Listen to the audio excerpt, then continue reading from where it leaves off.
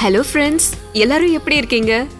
மனதின் ஓசையில இன்னைக்கு நாம கேட்க போற கதையோட பேரு தன்னம்பிக்கை. ஒரு நிறுவனத்தோட தலைவருக்கு தன்னோட நிறுவனத்துல சில தவறுகள் ஏற்பட்டுச்சு. அதனால 50 கோடி நஷ்டம் ஏற்பட்டுடுச்சு. ரொம்ப சோர்ந்து போன அவரு பக்கத்துல இருந்த பூங்காவுக்கு போய் அங்க இருந்த பெஞ்சில உட்கார்ந்தாரு. அப்போ கொஞ்சம் பெரிய மனிதர் மாதிரியான தோற்றத்துல ஒருத்தர் அவருக்கு பக்கத்துல வந்து உட்கார்ந்தாரு. இவர் சோகமா அமர்ந்திருக்கிறத பார்த்து, நீங்க ஏன் சோகமா இருக்கீங்க அப்படின்னு கேட்டாரு. அதுக்கு அவரோ, எனக்கு தொழில்ல நஷ்டம் ஏற்பட்டுடுச்சு, மனசு ரொம்ப உடைஞ்சு போயிருக்கேன் அப்படின்னு சொன்னாரு. எவ்வளவு ரூபாய் நஷ்டம் ஏற்பட்டுடுச்சு அப்படின்னு கேட்டாரு. அதுக்கு 50 கோடி அப்படின்னு சொன்னாரு. அப்படியா, நான் யாருன்னு தெரியுமா உங்களுக்கு அப்படின்னு கேட்டுட்டு அந்த ஊரோட பிரபல செல்வந்தர் பேர் ஒன்ன சொன்னாரு.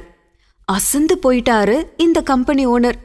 சரி, 50 கோடி பணம் இருந்தா நீ சரியாயிடுவியா அப்படின்னு கேட்டாரு. உடனே முகமலர்ச்சியோட இவரு, ஆமா, எல்லாம் சரியாயிடும் அப்படின்னு சொன்னாரு. உடனே அந்த செல்வந்தர் என்ன பண்ணாரு, ஒரு செக் புக்கை எடுத்து அதுல கையெழுத்து போட்டு இந்தா அப்படின்னு நீட்டினாரு. செக் புக்ல 500 கோடிக்கு சைன் பண்ணிருந்தது. நீ கேட்டதை விட 10 மடங்கு அதிகமா கொடுத்திருக்கேன், எல்லாத்தையுமே சமாளி. ஆனா 1 வருஷம் கழிச்சு இந்த பணத்தை நீ எனக்கு திரும்ப கொடுத்துடணும். அடுத்த வருஷம் இதே நாள்ல இங்க நான் காத்துட்டு இருப்பேன் அப்படின்னு சொல்லிட்டு செக்க இவரோட கையில கொடுத்துட்டு கிளம்பி போயிட்டாரு. அதுக்கப்புறம் அந்த நிறுவனத்தோட தலைவர் வேகமா ஆபீஸ்க்கு போனாரு. தன்னோட ரூமுக்கு போன அவரு செக் புக்க தன்னோட பீரோல வச்சு பத்திரமா பூட்டினாரு. அதுக்கப்புறம் தன்னோட உதவியாளரை அழைச்சு, ஊழியர்கள் எல்லாரையுமே நிர்வாக கூட்டத்துக்கு அழைச்சிட்டு வாங்க அப்படின்னு சொன்னாரு. ஊழியர்கள் எல்லாரும் கூட்டத்துல அமர்ந்திருந்தாங்க.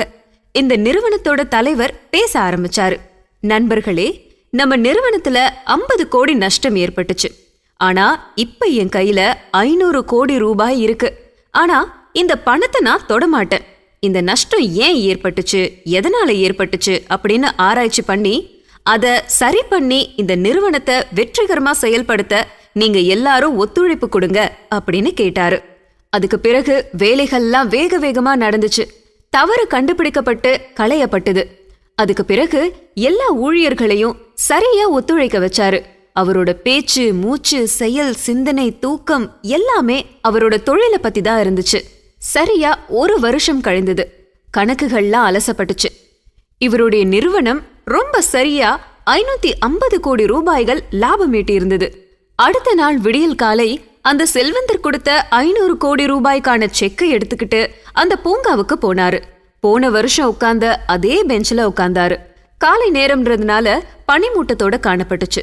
கொஞ்ச நேரம் கழித்து தூரத்துல அந்த செல்வந்தரும் அவருக்கு பக்கத்துல அவரோட கைகளை பிடிச்ச மாதிரி ஒரு பெண்மணியும் வந்தாங்க.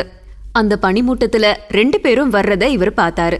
சில வினாடிகள் கழித்து பார்த்தா அந்த பெண்மணி மட்டும் வராங்க. அந்த செல்வந்தரை காணோம்.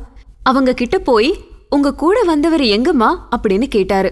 அதுக்கு அந்த பெண்மணி பதட்டத்தோட, உங்களுக்கு அவர் ஏதாச்சும் தொந்தரவு செஞ்சுட்டாரா அப்படின்னு கேட்டாங்க. இல்லம்மா, ஏன் கேக்குறீங்க அப்படின்னு இவர் கேட்டாரு. அதுக்கு அந்த பெண்மணி, இல்ல ஐயா, அவர் மனநிலை சரியில்லாதவர், செக்கு தரேன் அப்படின்னு சொல்லி இங்க இருக்கிறவங்கள்ட்ட தன்னோட பழைய செக்க கிழிச்சு கழுத்து போட்டு கொடுத்துருவாரு அப்படின்னு சொன்னாங்க. அதை கேட்ட அந்த நிறுவன தலைவர் கொஞ்ச நேரத்துல ஷாக் ஆயிட்டாரு. அந்த செக்கால தான் நம்ம இவ்ளோ லாபத்தை ஈட்டினோம் அப்படின்னு நினைச்சாரு. ஆனா அது உண்மை இல்ல. நம்மளால முடியும் அப்படின்னு நினைச்சதுதான் இவ்ளோ பெரிய லாபத்தை அவருக்கு ஈட்டி கொடுத்தது. அதனால நம்மளால எதையுமே செய்ய முடியும் அப்படின்னு முதல்ல நம்பணும். அப்பதான் நம்ம வாழ்க்கையில முன்னேற முடியும். என்ன ஃப்ரெண்ட்ஸ், இந்த கதை உங்களுக்கு பிடிச்சிருந்ததா? மறக்காம ஷேர் பண்ணுங்க. நாளைக்கு வேற ஒரு கதையோட உங்களை வந்து மீட் பண்றேன்.